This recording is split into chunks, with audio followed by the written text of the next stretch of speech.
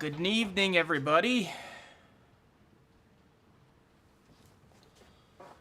Welcome into the stream. Hope you're all doing well.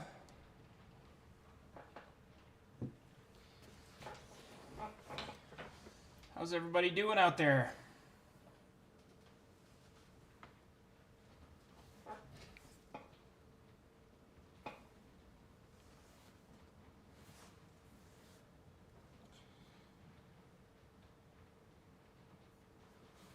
Well, we've got some fun stuff to work on tonight.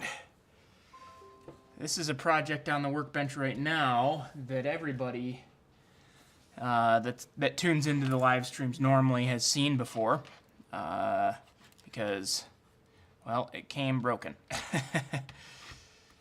and I opened it on stream. But yeah. Hey Ray, welcome in, welcome in.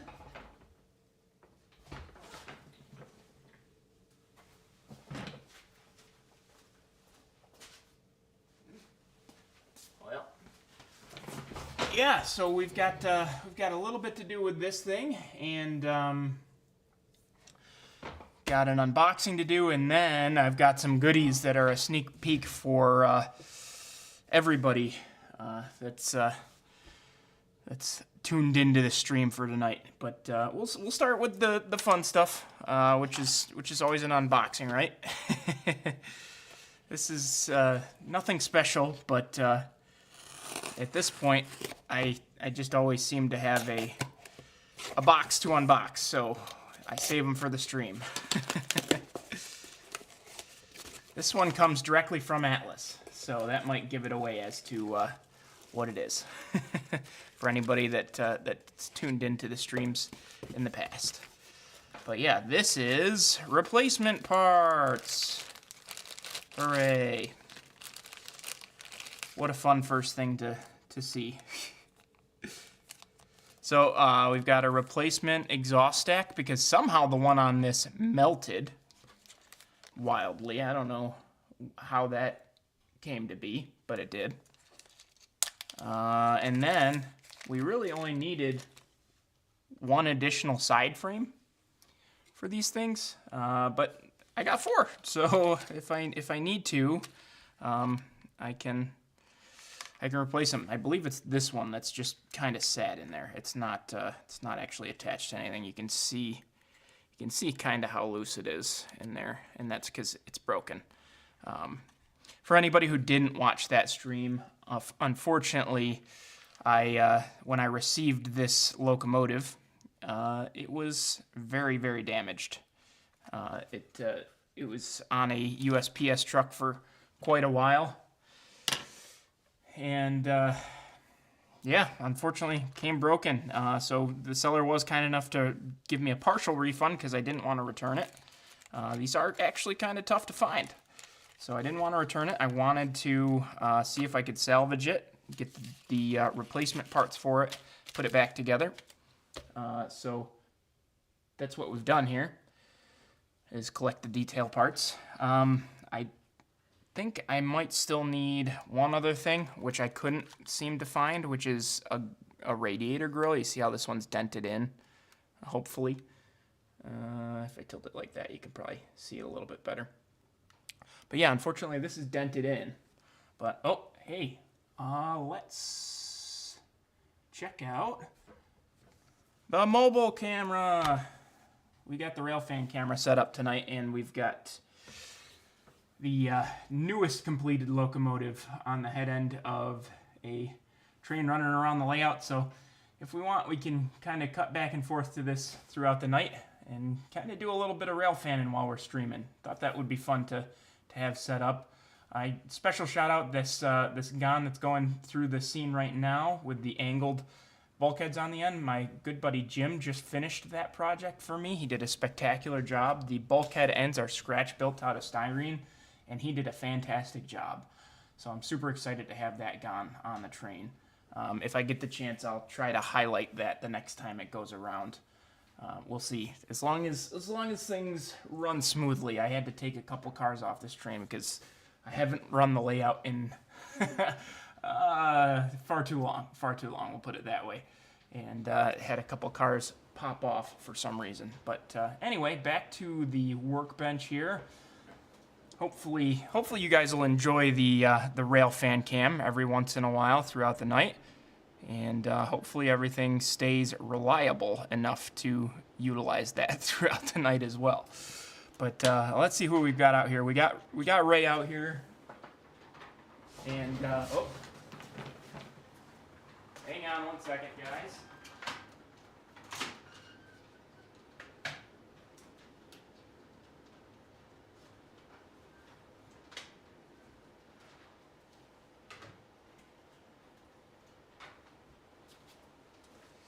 Well, okay, now I'm back. So we've got Ray out there. We've got Scott. How are you guys doing? Eric, welcome in. I'm glad I found the parts too, Eric, for sure. Tim's out there. Hey, Tim, glad to see you. Looking forward to seeing you this weekend too, of course. And then we got Steve out there. Welcome in, guys. Yeah, I just had to run back over to the layout because the last time I ran the layout was when we did the speed ops at the end of the live stream 2 weeks ago. And, you know, I get all over my operators when they don't line and lock a switch normal, and guess who didn't line and lock a switch normal? It was me. I didn't. So, had a little bit of an issue going through Gang Mill's yard on the continuous loop. But, anyway, so this is going to be one of our projects tonight. For those of you who don't know, this is going to be the new Finger Lakes 2310. And by new, I really mean old. I've got a version of 2310 after it was, of course, painted in company colors, and that's the original one I had on the layout. But I've been kind of narrowing in my era a little bit more to what I would like to call the rainbow years of Finger Lakes, that being the years that they had a bunch of patched out locomotives in non-Finger Lakes paint. And Finger Lakes 2310 came to the Finger Lakes in Santa Fe paint still. So here's our future 2310 that kind of matches our era a little bit better. And, you know, now's the time that we're going to have to go through the process of making it match the prototype as it did between 2014 and 2016, because that's kind of where I'm narrowing down my focus is to kind of those 2 years specifically, sometime in the autumn, of course, late autumn, but you know, harvest time. That's you know, trying to just give the layout a little bit more of an identity, a little bit more feel. You know, I want it to feel like a late fall day where the frost has just broken early in the morning, that sort of thing. That's kind of the feel I want for the whole layout, is just really, really chilly, you know, maybe like 42-degree fall day. Winter's right around the corner. You know, it's like late October, Halloween time, maybe just after Halloween. Somewhere between Halloween and Thanksgiving is kind of the idea behind the layout itself. Not that we needed to go down that road, but here we are. A little bit of rambling never hurt anybody, right? So yeah, there's that project. And here is the one that, this is the one I was kind of hinting at, if anybody saw that Facebook post, and that's why they clicked on the video. The people in the Discord, which the link is in that Facebook post, and then I could probably get it into the description of this video after we're done. But the Discord folks already actually know about this project, and they know a relatively detailed account of this project. So I'm going to go ahead and share it with everybody that's out here tonight, so that you get to know. And then, honestly, the main channel viewers, just primary video viewers, aren't going to get to know about this until they see a full video on this particular project. So if you tuned into the live stream tonight, I guess you could consider yourself lucky, because you get to get a sneak peek at one of the more exciting projects that I think I've ever taken on. So anyway, without further ado, enough rambling. Here we go. Look at this. Wow, Paul's got 2 undecorated shells. Ooh. Whatever could they be? Well, this the C424 shell is something I already had hanging around, thankfully. I had a buddy, well, you guys have seen a lot of the projects that I've worked on Elko-wise in these live streams. My buddy Alex, has me do, it seems like endless amounts of Elko projects, and I just so happen to have this undecked shell hanging around from when I had parts, or had to order parts for him, and we robbed this shell of the parts, and I've still got the undecked shell laying around. And then the GP30 shell here I just picked up. This is a Proto 2000 that needs to be kind of built out a little bit, so we'll probably work on that either tonight's stream or in a stream in the future. And you might be asking yourself, well, Paul, the Finger Lakes, they've only got B-23s and Jeeps and SD-45s and that sort of thing. Why do you have a C424 and a GP30? What do those got to do with your layout? And well, the truth of the matter is that they have nothing to do with the main layout. And they have everything to do with the Fremo layout, actually. The Fremo layout is based on a prototype. It's based on the Genesee Valley Transportation short line through Batavia, New York. They call it the DLNW Batavia Division. And that's how we'll run it when I'm operating with the club and everything. I've even got, here, I'll show you. Some of you might have seen this. We've worked on it on live stream, but this is a Depew Lancaster and Western RS11. And this is all decked out with a Keep Alive, lock sound, ESU, of course, and ditch lights, all LED lighting. Really gorgeous locomotive, all weathered and everything. But what we've really decided to do is actually move into a freelance alter ego for the Fremo modules. And I kind of, started to think about what that alter ego would be. Hey, John, welcome in. Glad to have you, buddy. But yeah, I started to kind of think about what that freelance alter ego would be and how I wanted to shape the story, because the best part about freelance is telling a story. And I decided I needed to tell one myself, is really what it came down to.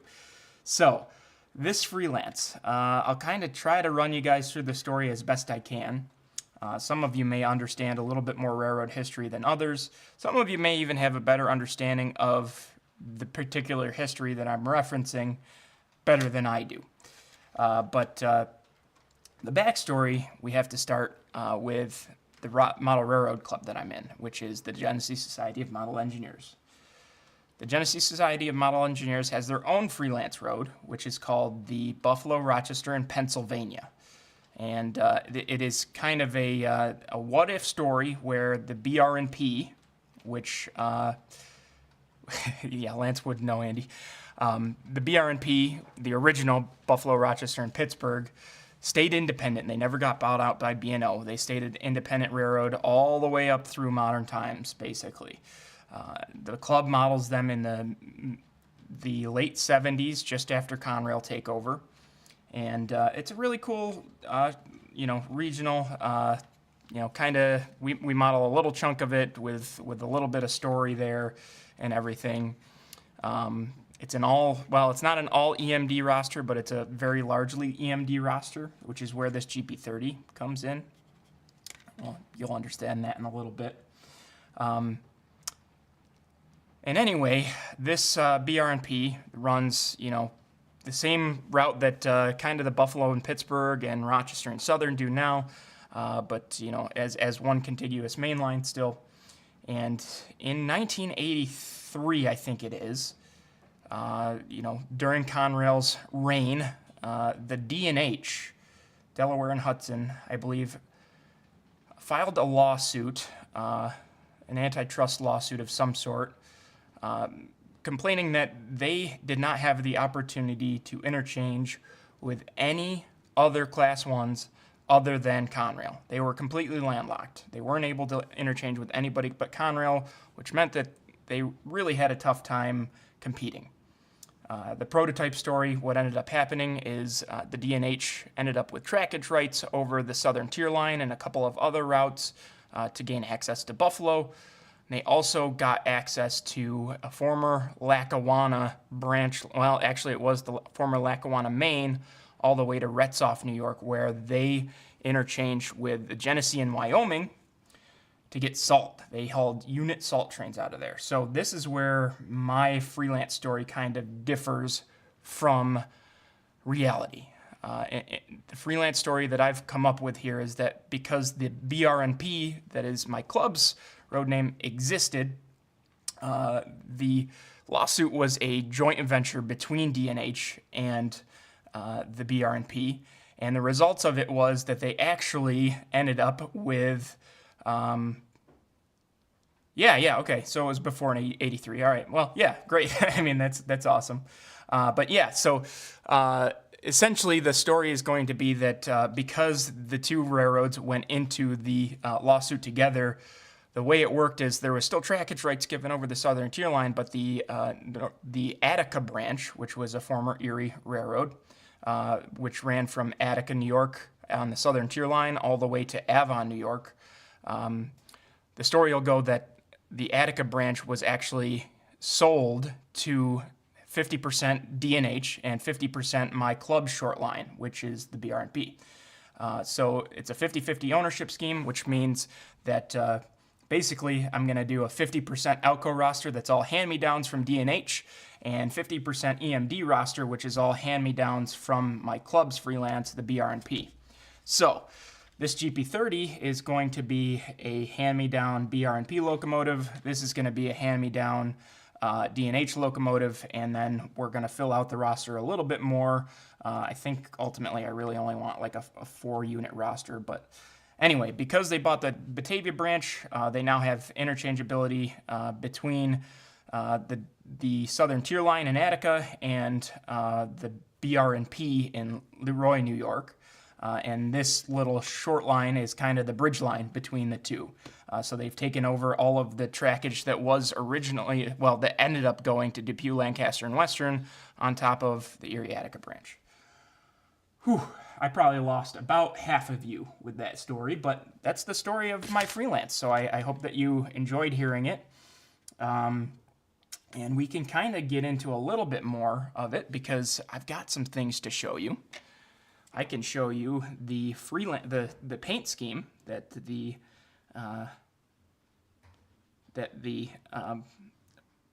freelance will have, which, hang on one second, let me just get to the photo.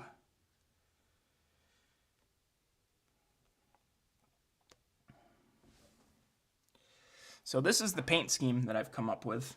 You can kind of see it. I wish I could pull it up on the screen, but this is what we've come up with.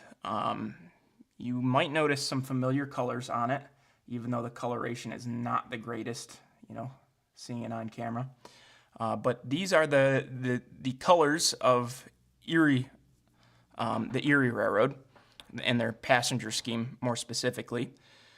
And it's the paint scheme of New York Central and the Cigar Band, which is a pretty neat paint scheme because the trackage that this new short line is now operating as former Erie and former New York Central. I thought I'd combine the paint schemes, which I think this does pretty well. So really happy with how the initial artwork turned out, and I went ahead and got decals made. So I am officially more than ready to get the first couple of locomotives painted up and operating, which I'm really excited for. And these are the two locomotives here in front of me, this GP30 and this C424. Plan is I'm probably going to get one more Alco, probably a C420, because D&H had a bunch of those that were ex-Lehigh Valley, and I want to be able to, pay homage to the Lehigh Valley a little bit, which is my favorite fallen flag.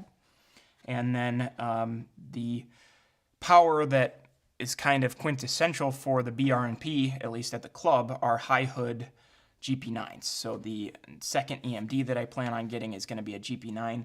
I can't decide if I'm going to have some fun with it and say that it got rebuilt and it's now like a chop nose Jeep 9, or if I'm going to keep it a high hood Jeep 9.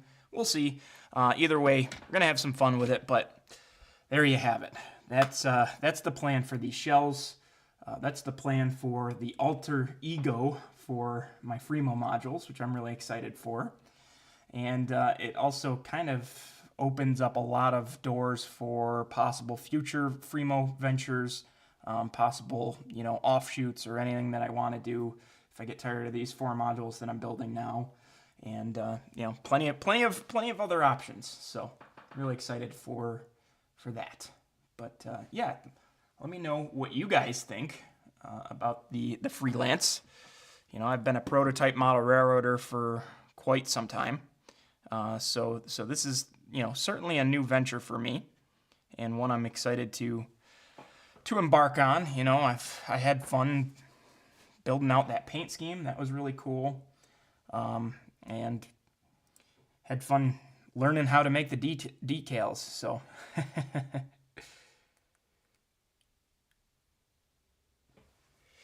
Yeah, I could say maybe it got chopped in Hornell. That's for sure, Tim. The other line of thinking I had was that I would say it was a Jeep 10 and it went to the Paducah shops to be rebuilt because they were so prolific with rebuilding GP9s into GP10s. So that would be an option as well. We'll see. I'm going to start with these 2 locomotives and, just kind of wait for the better deals to show up. I am going to kind of fast forward the story a little bit. Obviously all this stuff that lawsuit would have been happening in the late 70s, early 80s, as I think Tim said it would have been mid 70s, early or late 70s. But we're going to be still modeling like 2006 to 2015, somewhere in there. So these are all going to be modernized. They're going to be heavily weathered. They're going to, this is going to be a gritty short line, basically. The other thing that means is in the story, not that it really is going to matter, but D&H did go bankrupt and CP got their assets. So we're basically going to say that they liquidated their 50% ownership in the company to some sort of private equity or something like that. So that the BR&P still holds their 50%, but it's 50% owned elsewhere. Not that it matters too much, but, the D&H locomotives, the D&H hand-me-downs will still live on. All right, cool. Well, thanks for sticking through my rambling here. Appreciate it. And then with that out of the way, we can now kind of open it up to you guys as to what we want to work on tonight, because there's 2 different projects that need to get done that we can work on tonight, and I can ask both of you, all of you out there, which one you'd rather work on. Do you wanna start in on the B23 project and keep on the prototype bandwagon for tonight's live stream, or should we start putting the parts on the Jeep 30 and getting it prepped for paint? What's everybody's thoughts? I gotta get, D&H was bankrupt most of their existence. Not wrong, Tim, not wrong. Yeah. But yeah, we can work on whichever one of these projects you guys want to see worked on, for sure. So just let me know down there in the comments, and we'll work on whichever one you want to see. I'm excited for both projects, honestly. The GP30 is actually going to technically be a rebuild, so it's going to be a GP30R.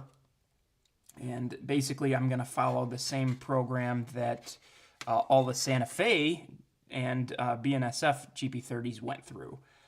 where they, a lot of it was internal stuff, but the only big... Okay, well, sounds like we're going Jeep 30 here, which is fine with me. Awesome. But yeah, so anyway, let me get the B23 out of the way. It sounds like we're going Jeep 30 project tonight, which I'm excited for. This is probably the one I'm more excited for anyway, too.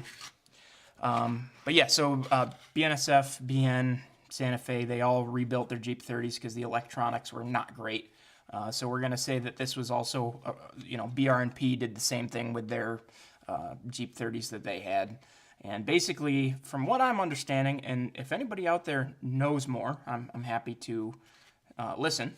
But from what I'm understanding, really the only big difference was that one of the radiator fans ended up being blanked out. So this small middle radiator fan that you can kind of see here is the one that ended up getting blanked out. So we're going to model it just like that too. Not a problem at all. Just a squared out piece of styrene over the top of that, and I think we should be good to go. It looks like it was really just steel plate is all that they put over it on the rebuilds. And that should be all that we need in order to do that. Fun stuff about the BR&P though, and kind of the club scheme. There's some fun stuff. It's a B&O blue scheme.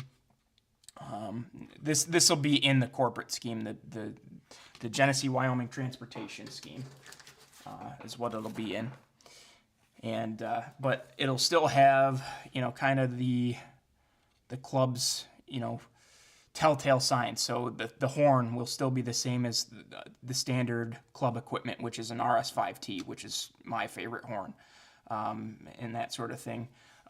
It's still got the holes for class lights, so I'm going to see if I can get functioning class lights into it. It'll have operating ditch lights front and rear as well. So there's a lot of work cut out for us, but I'm certainly looking forward to it. I do have to say though, I'm relatively impressed with these undeck kits that came from Proto 2000.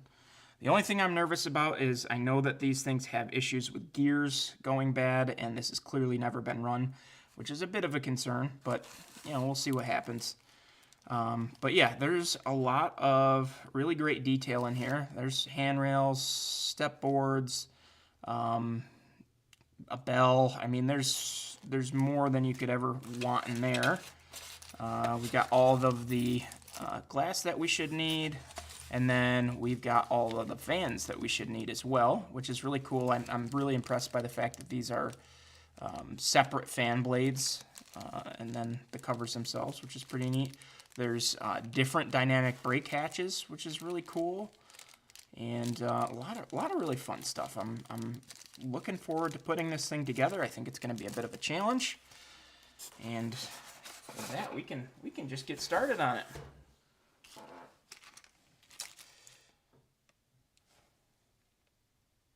Oh yeah, we can link our freelance roads. Definitely, Tim. Yeah. So it's kind of funny. What ended up spurring this on was watching the second section guys, and they had Chris Palmieri on, and it was the night that they announced Mike Ostertag's Farland Terminal car. In HO scale. I went ahead and ordered that one, and I ordered Mike Confalone's Allagash car that night. And I thought to myself, wow, I'm a prototype model railroader, and I just ordered 2 freelance cars. And then I thought to myself, well, I don't have to just be a prototype model railroader. I could do other things. So here we are. I'm now officially not just a prototype model railroader, but also a freelance model railroader. My oh my. Okay, so it looks like, yeah, we've got enough fans here. This one, I'm guessing, is going to be the rear one, and they want you to blank it out so that you can't see the headlight beam through it, I would assume. So that'll pop on there. I'm probably going to have to glue these a little bit. Hopefully I can just do that from the underside. I'm I'm gonna guess this is gonna go on. Well, there's probably one for each of these, right? Is what's gonna happen?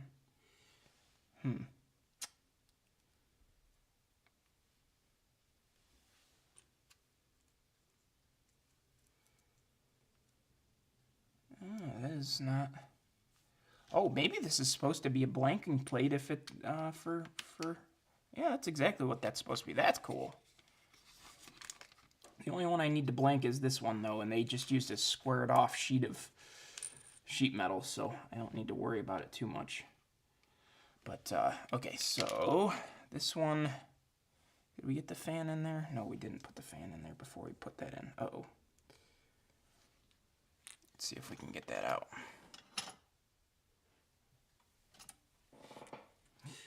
So what's everybody else got on their workbenches?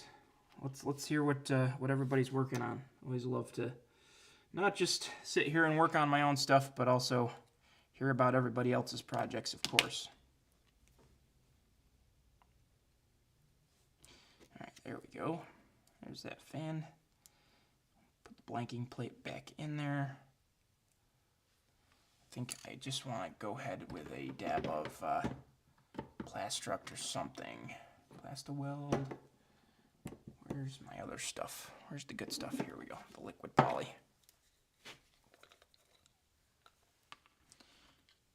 Just going to do a little dab to hopefully set this all in place. Make sure nothing moves.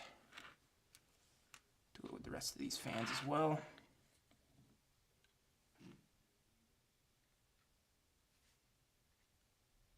Guess I'm landlocking myself into not having actual functioning fans, right? I don't think I was ever getting that far anyway. Well, that's cool. So this does come stock with an RS3L, so that'll be nice to put in the parts bin, but I do have to order a different one.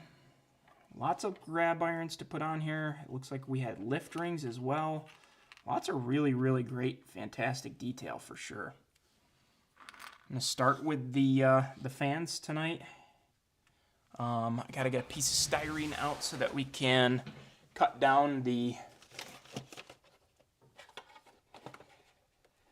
blanking plate.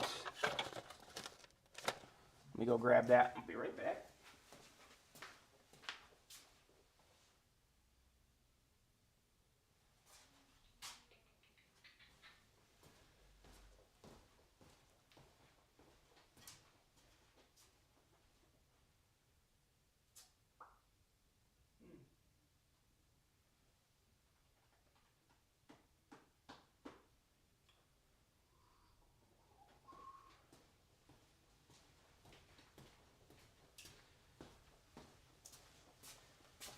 Well, maybe we're not going to do the blanking plate tonight just because I rearranged a whole bunch of stuff and I don't know what I did with the styrene. Whoops. Oh, come on. I didn't let it sit long enough, of course. They don't snap into place either. You really just gotta let them sit there.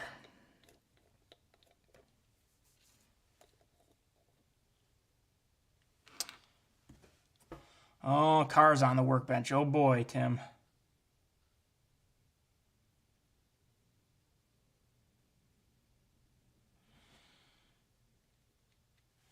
Hope everything gets sorted out with it quickly for you.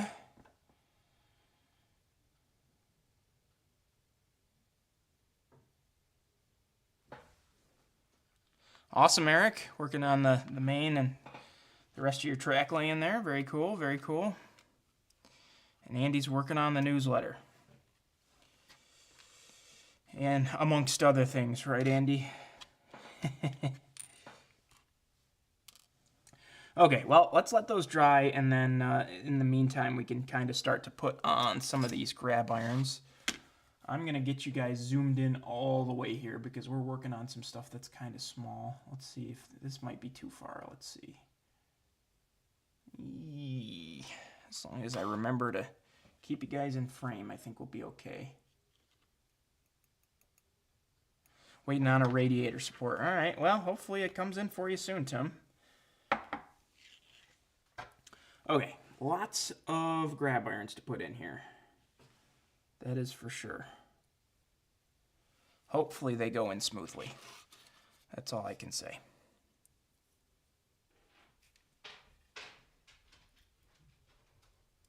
Ooh, very nice. Nice and smooth.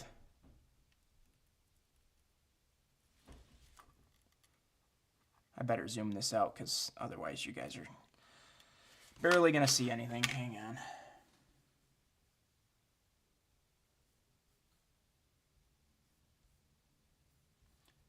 Hopefully that's a good middle ground here. Hopefully that'll work. Let's see. Okay.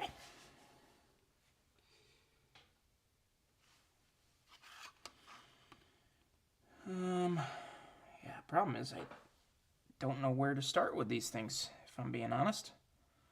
I believe this little guy is supposed to be back in here.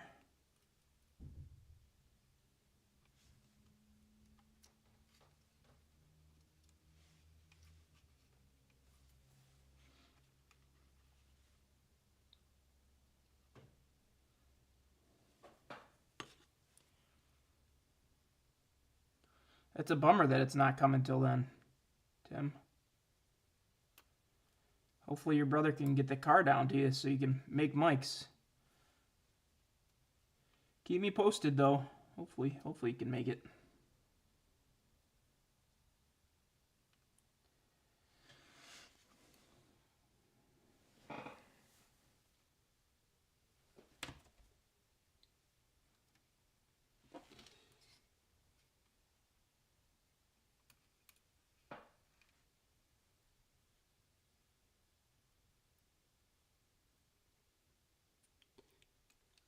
Apologies for the silence.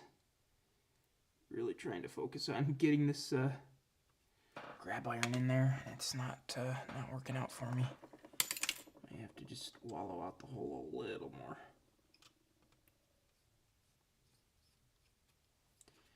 Just to get it started.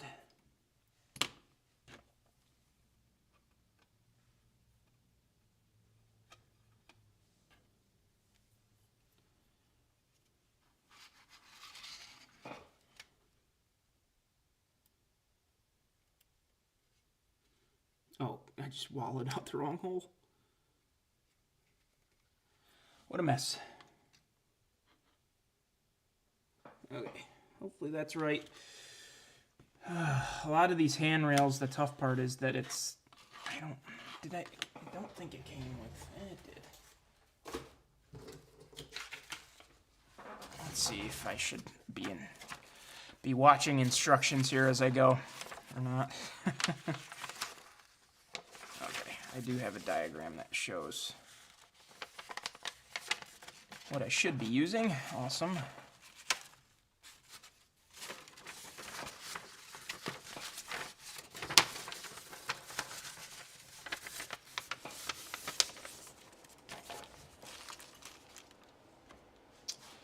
Alright, so there's those. Hopefully I put those in the right...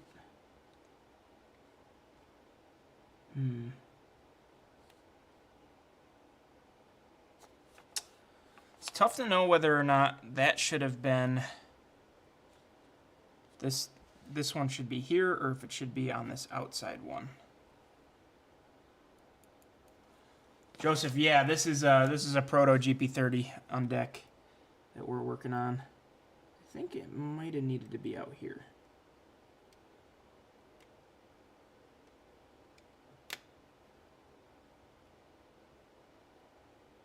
I don't know though, because it did go into this awfully easily.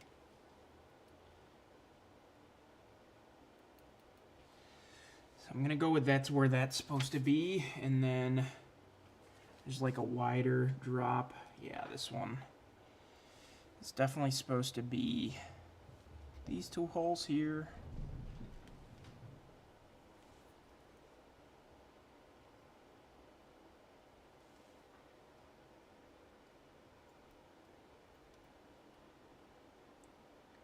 There we go. Yeah, so these are gotta be lift rings is what those are supposed to be.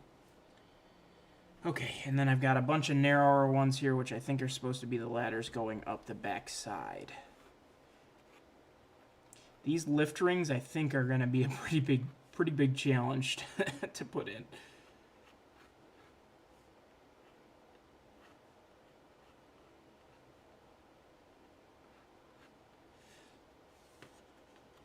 Just got to be careful not to lose them.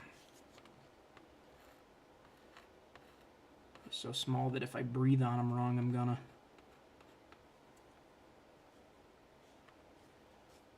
Okay. So let's start in on these back ones, and then I'm gonna assume maybe there's another set of grab irons hiding somewhere else. Oh, there's still some in the bag is what's going on here. I was a little nervous because it didn't seem like there was quite enough to do the front as well as the back. Looks like we're good now though. And there was one more lift ring in there too.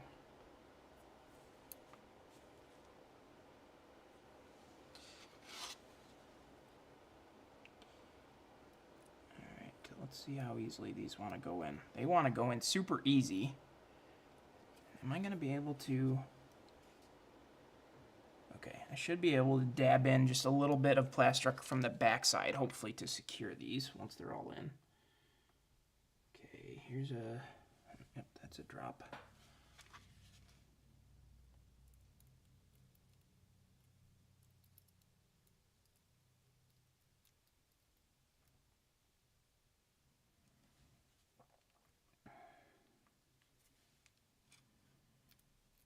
I've never put grabs in a pre-drilled out shell that went in this smoothly. I'm probably jinxing it right now, but I'm very impressed.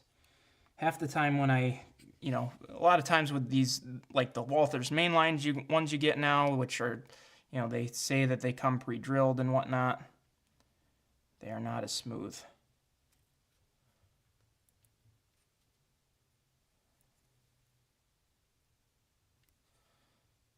One thing I may need to double check though. Oh, come on. Yep, definitely jinxed it.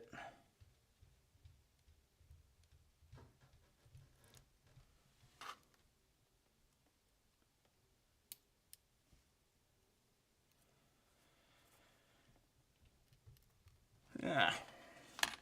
Well, let me just double check while I'm working on it. I need to make sure that this is not gonna, the logos on the back aren't gonna interfere.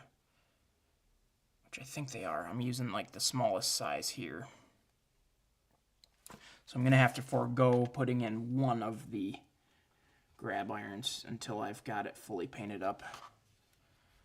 Just so that I can get the logo in there smoothly.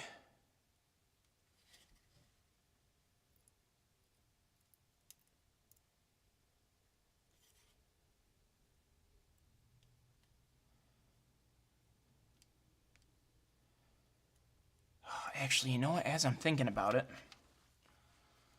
there's going to be a big...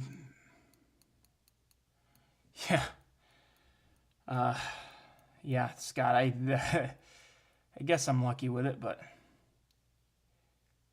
Yeah, I'm hoping that they're done by August, too. I'm hoping I can go to the Fremo setup in Sydney that you're putting on. We'll see. There's a chance it's gonna be the same weekend as an NMRA event, my NMRA division's picnic, and because I'm the assistant superintendent, I kind of have to be there. So that would be the only thing stopping me from going. I really want to bring my camper down and camp that weekend at I think it's Shenango. It's either Shenango Valley or Shenango Falls State Park, which I checked is like a 40-minute drive from Sydney, which seems reasonable. It's a state park I've been wanting to get to for a while, so I think I'm actually going to hold off. Yeah, I'm going to pull these grab irons out until I'm done painting, actually, because I need to be able to get a nice smooth masking line for the center stripe that's going to be on this paint scheme. Possibly Shenango Falls State Park, Britt. We'll see. I haven't even... Here we go. I'm going to get in trouble because I haven't even talked to her about this yet. Well, to be fair, I haven't talked to her about it yet because I didn't even know if it was a possibility that I could go yet, so... Okay, I'm going to put these grab irons in this Ziploc bag just so that I don't lose them. The ones on the roof I can do still. It's just the ones on the front and back that I can't put in until we've got all the decals on and everything. Yeah, I'm looking forward to seeing it at State Park. I'm also a big golfer, and they've got a golf course there too, so it would work out to be a nice trip for sure.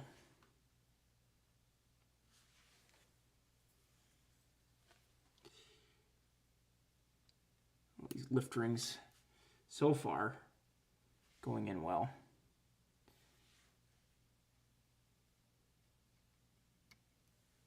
Need to make sure I put them in the right direction though. Okay, now I'm nervous because I've got an odd amount of lift rings left. Uh-oh. I'm missing one.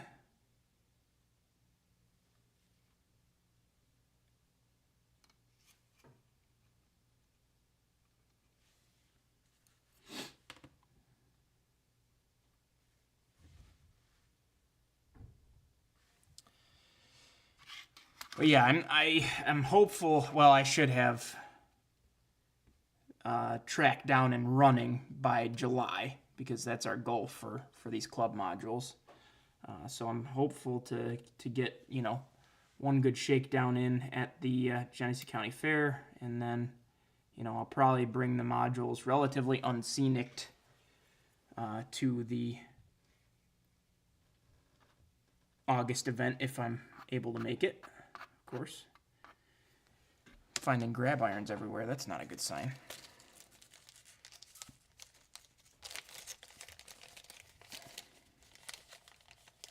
What I need to find everywhere is lift ring.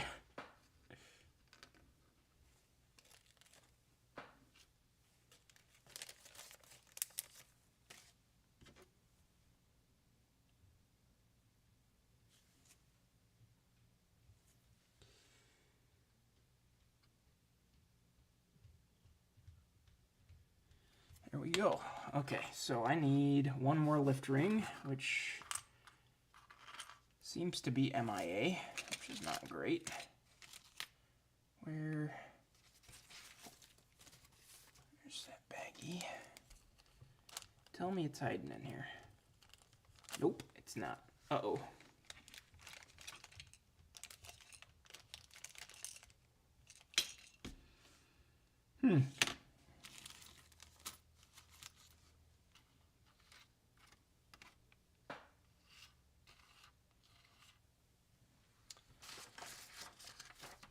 I think I've got lift rings somewhere in my parts drawer. So let's see, rooftop detail parts.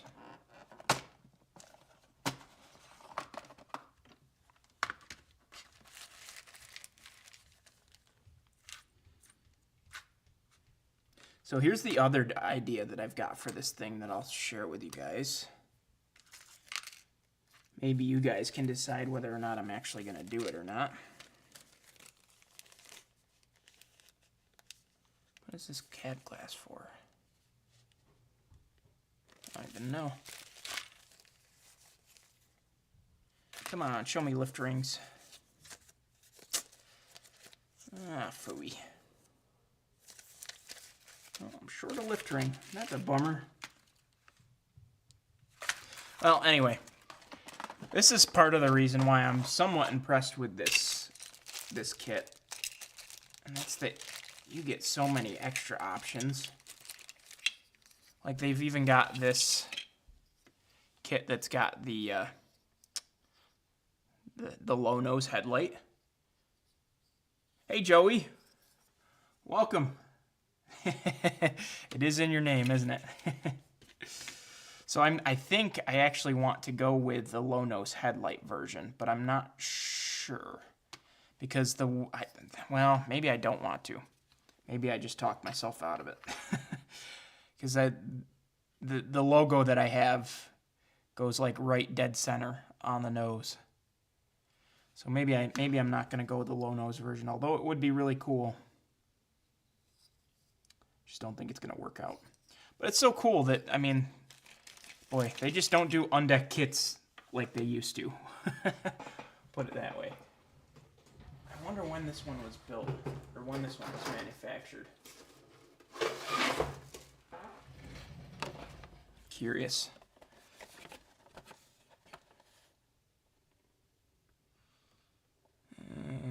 Trying to look for a copyright date.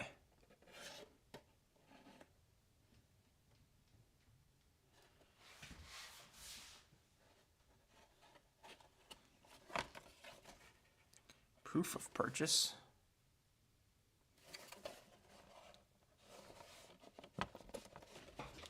Oh, was there was a warranty card. Let's see what that's got on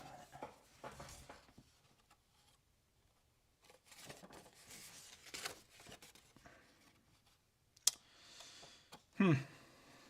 Well, I guess we'll never know.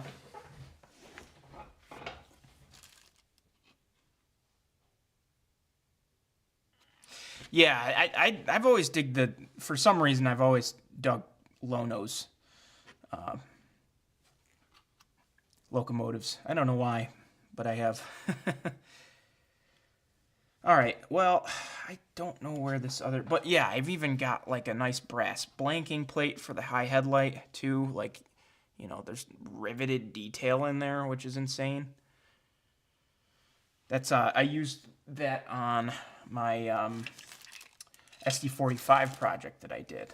I had to have a blanking plate for that because one of those is a low nose. So I had to custom put in the low nose on that, but it worked out well. Okay, I'm still kind of just holding out hope that the missing lift ring is still on this mat somewhere and I'm just not seeing it.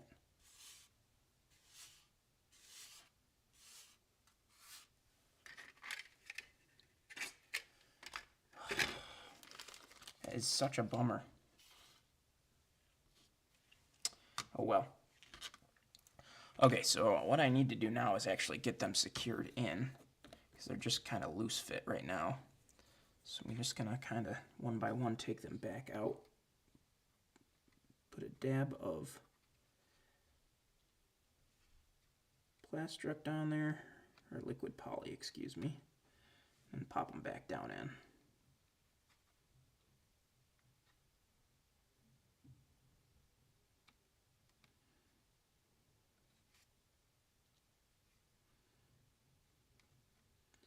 Hopefully this is going to be enough to keep them secure.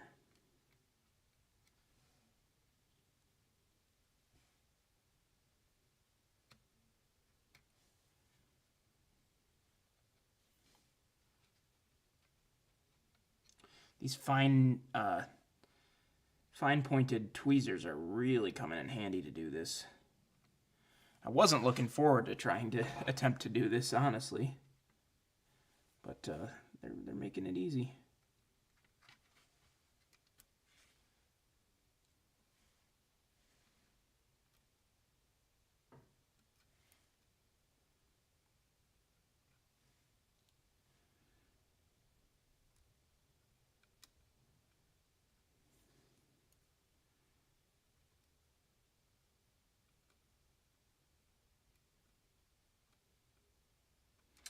All right. 1998, you think, Andy? Yeah? Well, that's got the other, the side project. This is going to be for a main video project, so I'm not working on it on live stream. But this is a 2001 Athearn Genesis that I'm working on right now for a main channel video.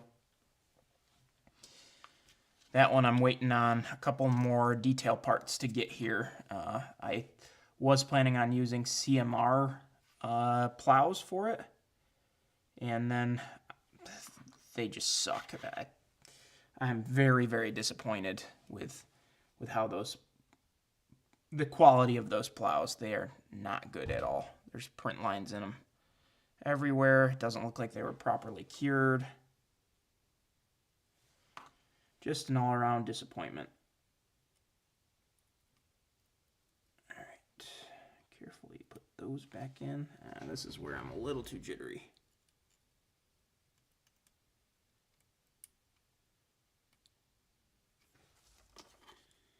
Come on now. There we go. Okay. Last one here. Looks like it might cooperate to just do one at a time.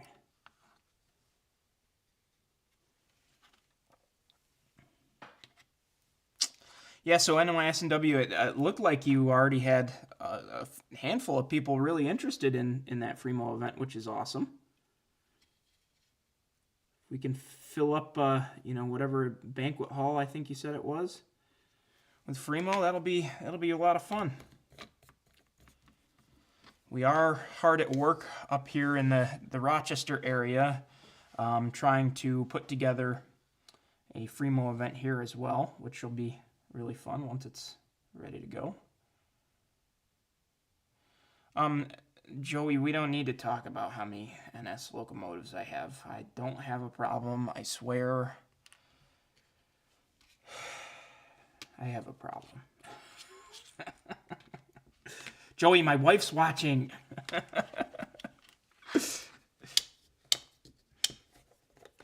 I'm kidding. She knows about all of them.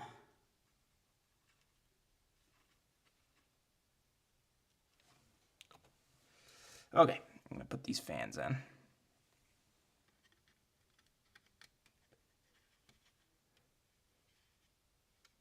You have a bigger problem, Joey?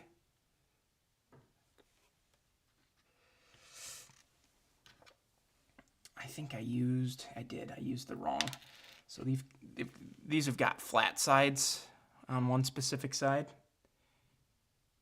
And I think I put together, I think this one's supposed to be for here. And I put it all together for this fan. So now I gotta see if I can still get it apart. Hopefully I can. Yeah. No sweat.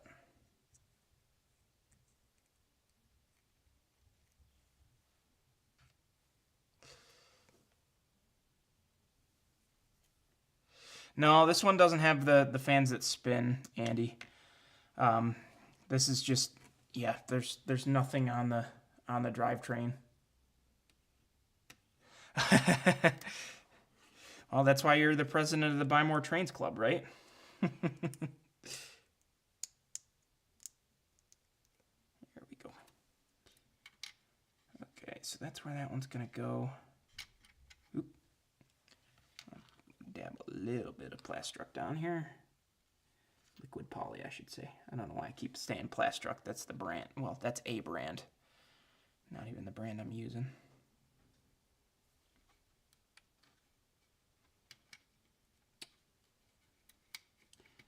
Oh, goodness gracious. Now it's going to evaporate while I'm handling it.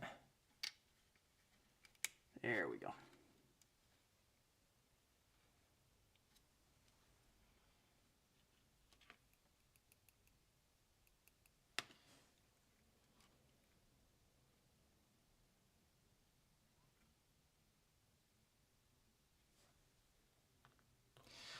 Awesome.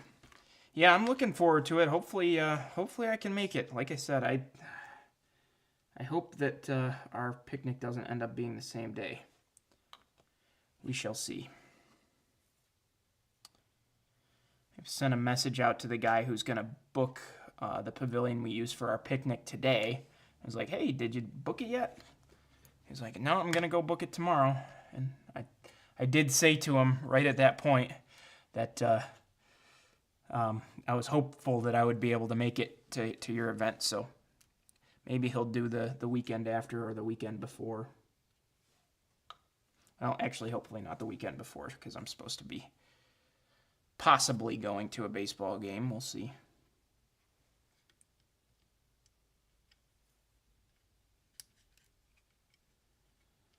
Okay, radiator fans on. Let's see, we can do, there's a couple of grab irons up here we can do that aren't going to interfere. Well, actually, really just the one, I think. That's not going to interfere.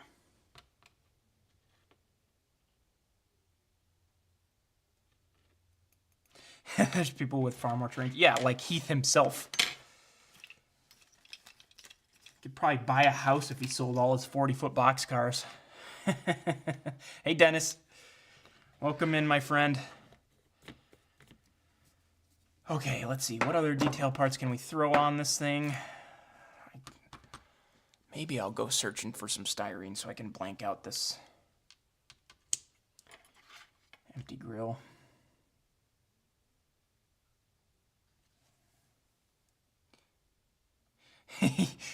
Oh, poor Andy. See, this is so cool. Look, they even give you like multiple fuel tanks for this thing. Like, when did they stop doing this? Like, this is all cool stuff.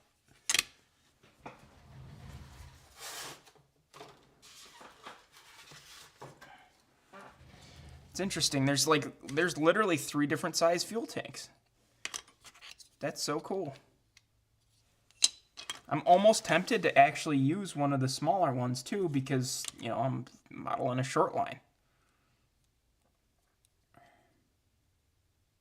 Wonder how hard it is to pop that off there. I might go down to like the medium one, I think. Might be what I end up doing. We'll see. All right, so what other detail parts can we get on here? What else do we have here? I don't really think there's anything else I want to get on here. I think I am ready to get it primed. Excuse me. Actually, do I have maybe? I don't know if I have the horn for this or if I need to order it. Like I said, it's supposed to be an RS5T.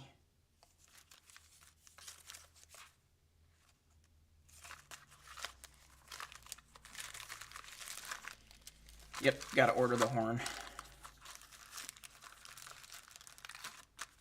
So that can't go on yet. There's my modern MU receptacles, which I'll be using for this.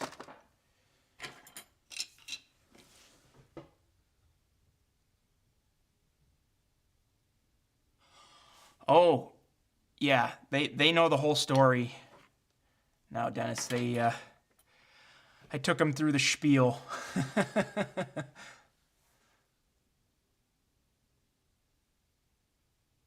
Well, again, Tim, so the thing of it is, it doesn't necessarily have to do with who it belonged to originally because I'm modeling it as a GP30R rebuild. So if they wanted it rebuilt a particular way, they could have gotten it rebuilt a particular way. But in theory, this would have been a locomotive bought brand new by BR&P.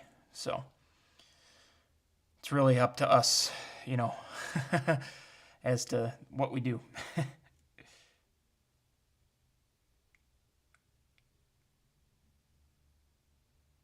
Well, that's the beauty of this, Joey, is that it's this is a freelance locomotive, or I should say it's a locomotive that was built for a freelance and now has been sold to my freelance.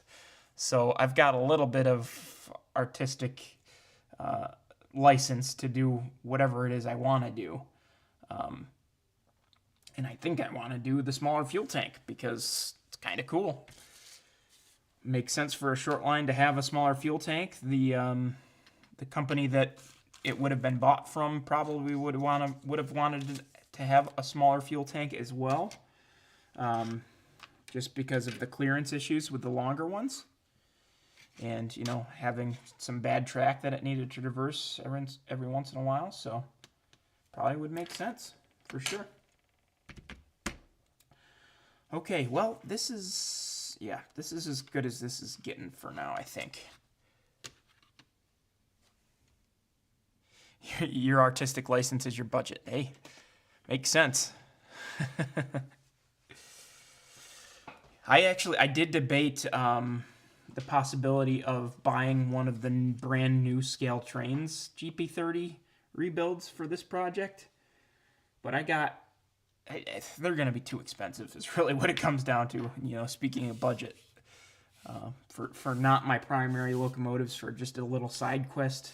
You know, because I don't have enough side quests, right, Dennis and Andy?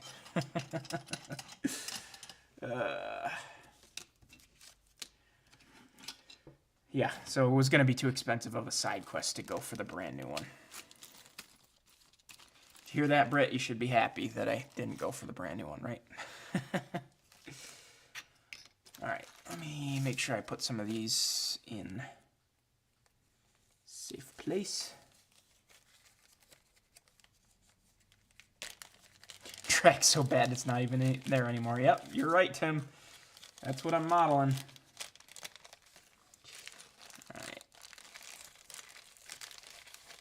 Consolidate all my little detailed parts in one place for this. I don't really need that cap. I don't really need that, but just going to make sure they stay in the same place.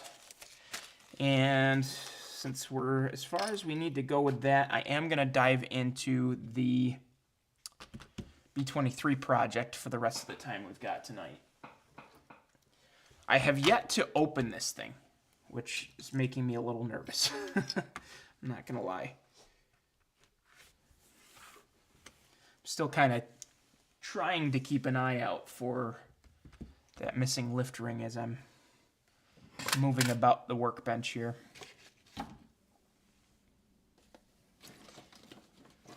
For some reason, I don't have as much faith that we're going to find that as I did the square.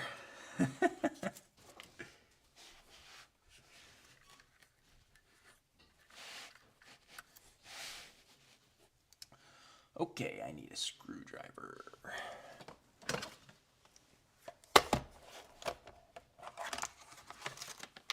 So we've had a couple other people join us. You know, anybody else got anything they want to share on their workbench? Love to hear about it.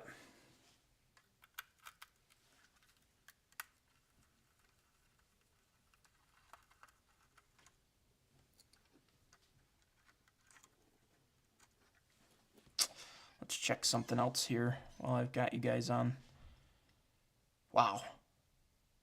So the layout tour video that I did of Bruce Ryan's Manhattan Terminal layout is now within 400 views of becoming my most viewed video. Crazy.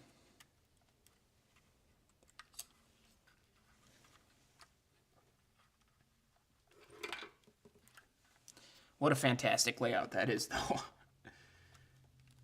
Oh, wow, this coupler box doesn't want to come out. Oh, don't tell me somebody... Oh, you animal. It's glued in. Oh, that is not cool.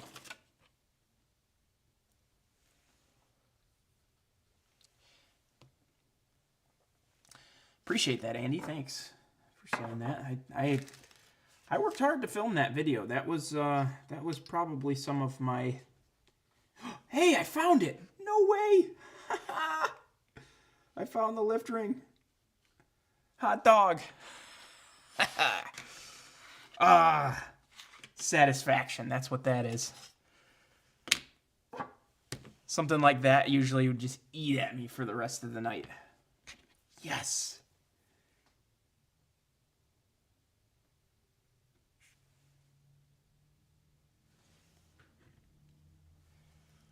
I can't believe I found this. Yes. Now I don't have to order a whole nother set of lift rings.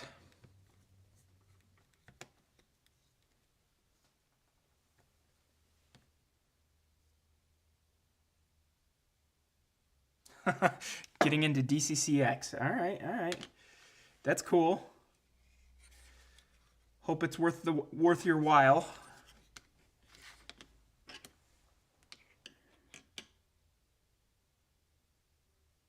Yeah, I found it way faster than the square too. It was harder to find than the square, but still somehow found it faster. Yeah, stupid thing. It was just hiding in plain sight. I don't even know. It was just like, what do they call that? There's a name for that, like where you're blind to something that's right in front of you. There's like an actual like scientific term. I can't remember what it is. Okay, anyway, on to the next problem. Screwdriver. I need a flathead to work this thing out of here, because somebody glued it like an animal. Oh, maybe it's not glued. I don't know now. What is going on with it? Doesn't want to come out, that's for sure. There we go. Alright, let's see how much of a mess this thing is inside now. Oh, God.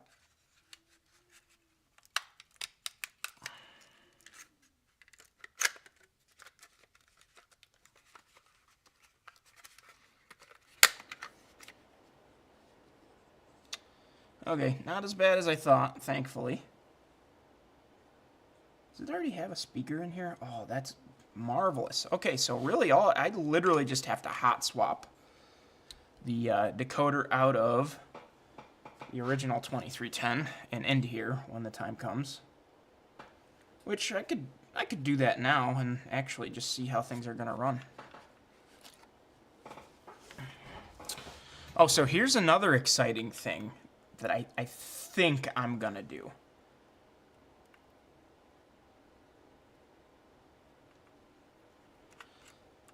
Okay, everybody's got video here. I see Scott says it froze, but everybody else says it's moving. Just want to make sure.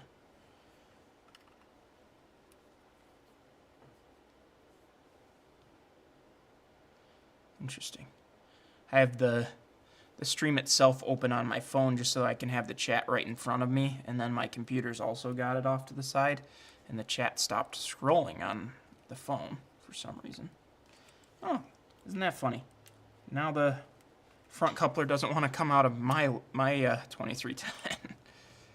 Okay, I'm sorry. Anyway, I think, and can't hold me to this yet, but I think what I want to do with this 2310 is use it as a subscriber giveaway.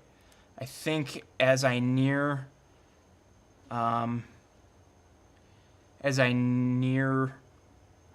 the 5,000 subscriber mark, I think I'm gonna use it as a 5,000 subscriber giveaway. We're obviously a little ways away from that, so I've got some time, but that's my plan. I think what I'm gonna do is I'm gonna get a non-sound decoder to throw in it, so it'll come as a DCC equipped locomotive. The ditch lights, which I did myself, are gonna stay in here. The light work, which I did myself, will stay in there. So you're getting, a locomotive that'll pretty much be ready to throw a sound decoder in and be fully functional. I'm just gonna rob the sound decoder itself out of it, so that can stay on my layout and I don't have to go out and buy a brand new sound decoder. But I just, it seems like a fun way to help grow the channel, using that as a giveaway tool, and a fun thing for somebody to get. It's not like I'm gonna need it at this point with the back date going on, and it is a really nice locomotive, runs really well, so seems worthwhile.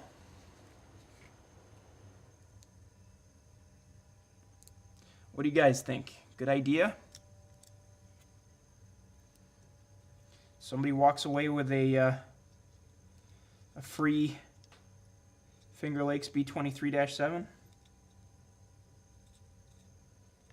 Feels like a good idea to me, that's for sure. All right, I'm gonna throw this on the layout and just make sure everything's working properly.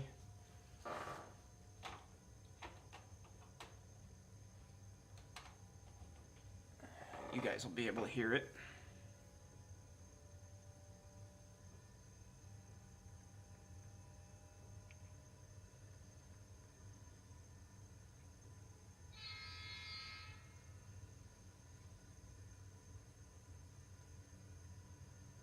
Awesome.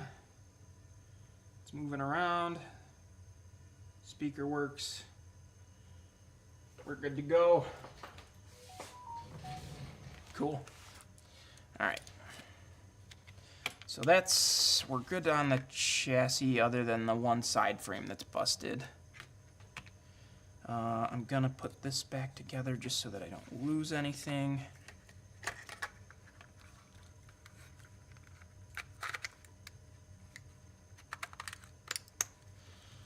I'll try to go ahead and order a non-sound decoder for this soon, just so that I don't have it laying around without one in it.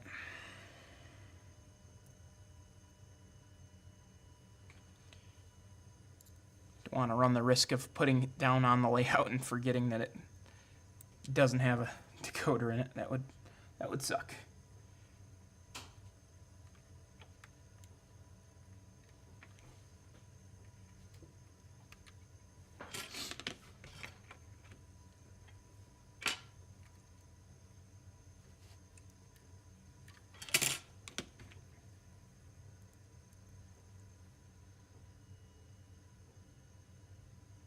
You weren't subscribed, Joey, and you still found the streams, and you still I think you've watched a handful of my videos, so no worries. Appreciate you subscribing now, though. Let that be, hey, if there's anybody else out there that's new to the channel right now and isn't subscribed, feel free, you know. Be like Joey.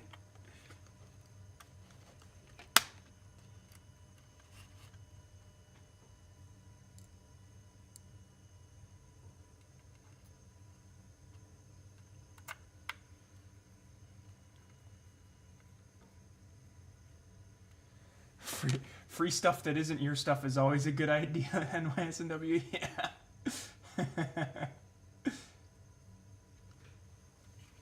I have a friend, and his saying, every time we go somewhere, you know, if there's like some sort of giveaway or something at like a baseball game, he always says, if it's free, it's for me. So I tease him about it. I've also adopted that saying, teasing Heath now as well. Okay, so next thing I want to do is actually try to figure out if I can get this radiator section off so that I can try to straighten out the bent up section here. It looks like it should release from in here, hopefully. Wish me luck, I guess. I've never had to take this section off any of my other B-23s, so.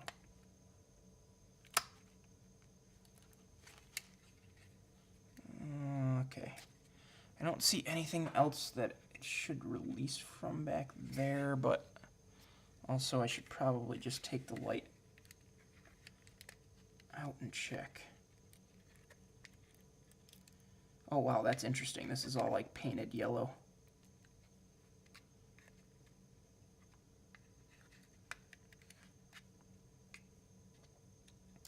Oh, that's cool.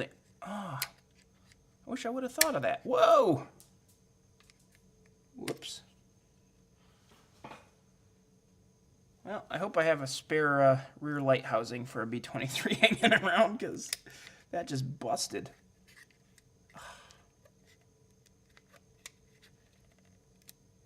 Okay, yep, glad I checked. Bummed that I'm taking this out of here, because they did a really good job preventing light bleed. Because that's always a pain in the neck when I'm working on these things. But glad I checked so that I can properly take it apart here.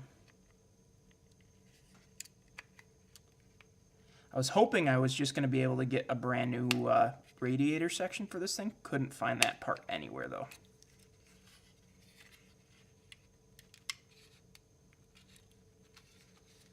Okay, this should come out now. I can't see any other. Ooh, that's not good.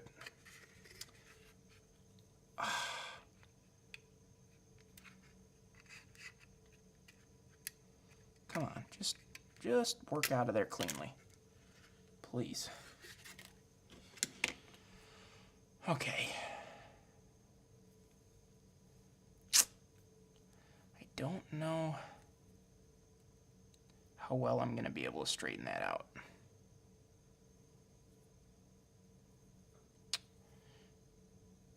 Will it just pop out of here so that I can lay it flat on something? Well, I can definitely make it better than it was. I don't know that I'm going to be able to make it perfect, though.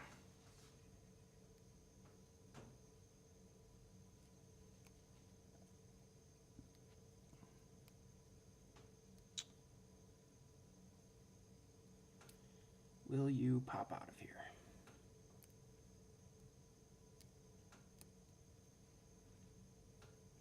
Would love to pop it out of here and then just like set it on under a 1, 2, 3 block like all night. Just see if that helped flatten it out at all.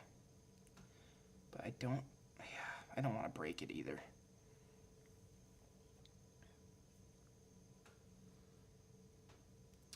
I was thinking maybe heat it, but there's a lot of the part itself that's bent is brass, but everything around it is plastic,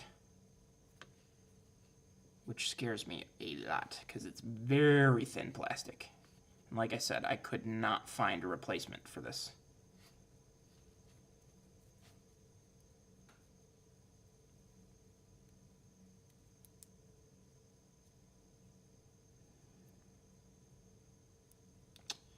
Yep, well, like I said, it's better than it was. I could try a little bit of indirect heat, but I want to be careful.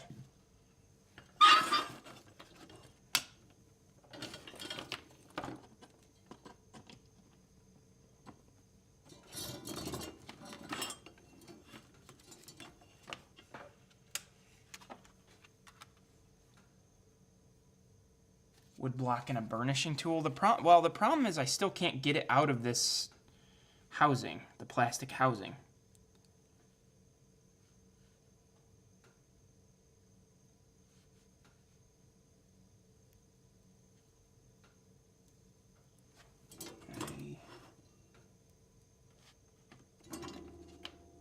Weird.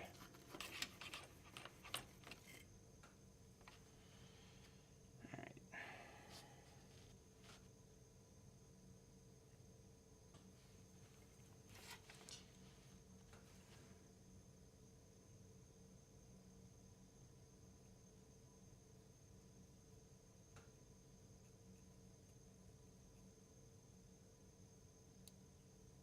Ooh.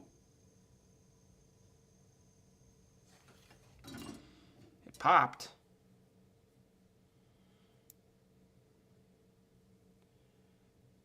Yep. It's better than it was.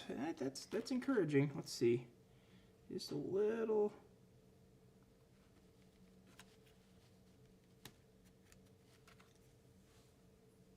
Oh, that's so much better. Okay. Got a little bit of paint touch-up to do, but that's, sorry if you guys weren't in frame there, I apologize. But that's a lot better than it was. That I can chalk off as, weathering and not damaged. So that's good. I'll take that. Now the question is, can I get it back on without breaking it further? Because I did actually bust up the front end of this a little bit.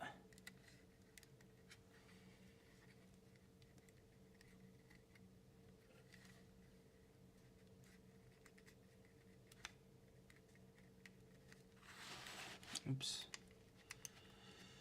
You guys gotta yell at me when I take the project out of frame here.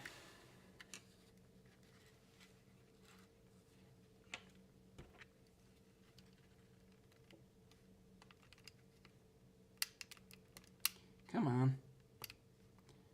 Pop back down in there. There we go. Oh, of course, it's the damaged corner that's not going back in now. Boy.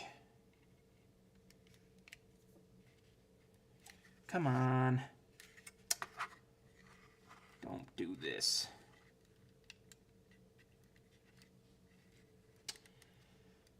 It's all dented back in now again. Dang it.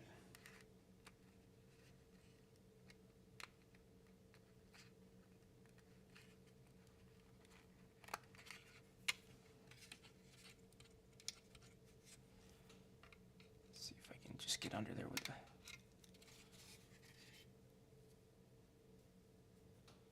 Okay.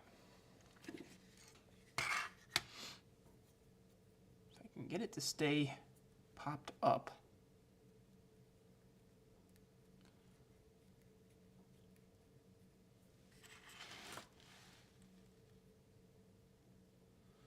Nah, it was definitely dented in transit. It was, yeah.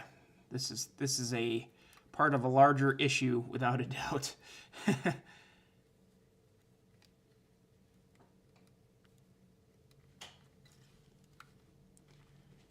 right, why?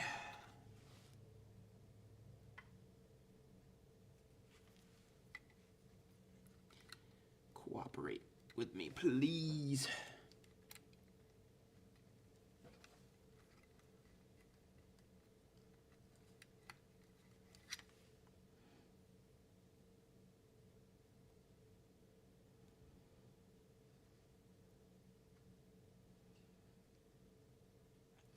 I bent up the little side of the brass fitting here.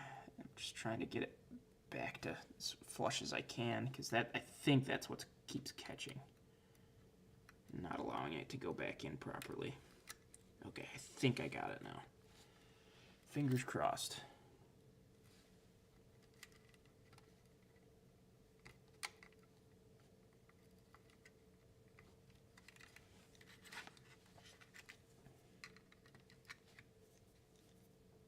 Come on, stay down there.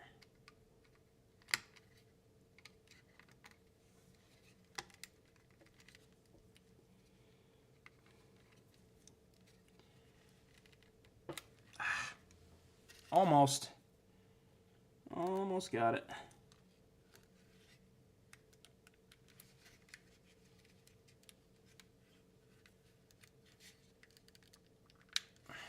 Oh my goodness.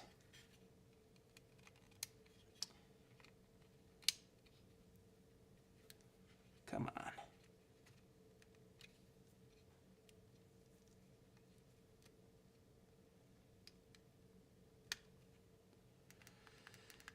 Just this one support that doesn't want to pop back into place properly because its plastic's somewhat broken.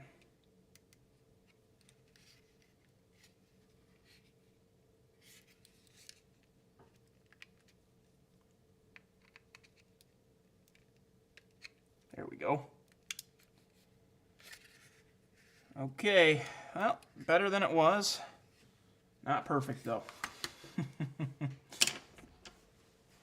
Just slice them off, yeah. A little dab of super glue, you know. Never hurt anybody, right? Well, that I think is where we're gonna leave off for tonight. We got a little bit of progress done on a lot of different stuff. So, pretty happy with the return to the workbench. Been a couple of weeks. It was therapeutic to get down here and work on a couple of things. Been so busy with other projects, you know, all of them model railroading related, but not modeling themselves. So it's always nice to get back to the bench and hang out with you guys as well, which I certainly appreciate y'all hanging out with me for sure. Like I said, if anybody's new to the channel, feel free to hit the subscribe button. Go ahead, if you haven't already, if you're one of the people living under a rock apparently, go ahead and check out the Bruce Ryan layout tour video. That's the most recent video on the channel at the moment, and got another one in the works. Like I said, this is the current long form video project right here. Just waiting on a couple of parts to come in, and then I'll be able to continue working on that. Maybe I'll be able to have it out for you by the end of next week. We'll see. But again, thanks everybody for tuning in, and I think I should see you next Monday for sure. So